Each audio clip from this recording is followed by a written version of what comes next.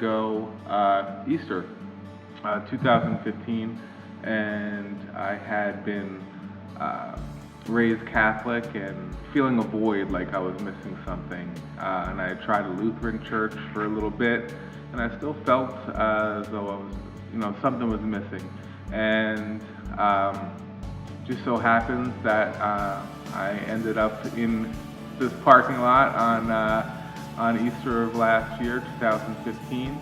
Even though I had always, been raised to know Jesus and God, a lot of the things that I knew, there was a lot that I didn't know, and I think that was the piece that was missing. That I never really knew about having that personal relationship with God.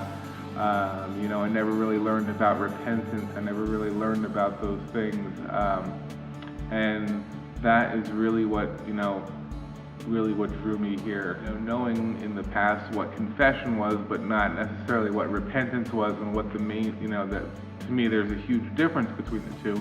I was able to understand that, and on that day, I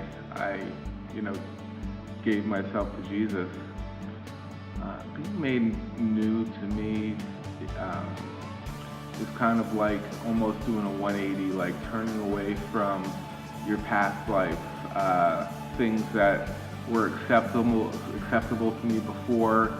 I really didn't think so much about, how my actions were not only impacting, most importantly, Jesus, and God and the way He wanted me to live, but also how they were impacting other people. And I understood that I had to kind of turn away from behaviors and things that I may have rationalized to have been acceptable. So I really think, being made new is really having that grace to be able to realize you can turn away, you can ask God for forgiveness. Heaven is something that I can't earn, where, prior to me walking in here, it was something that I really thought, I had to do so many things to try and get into heaven. All of us fall short. It's really impossible.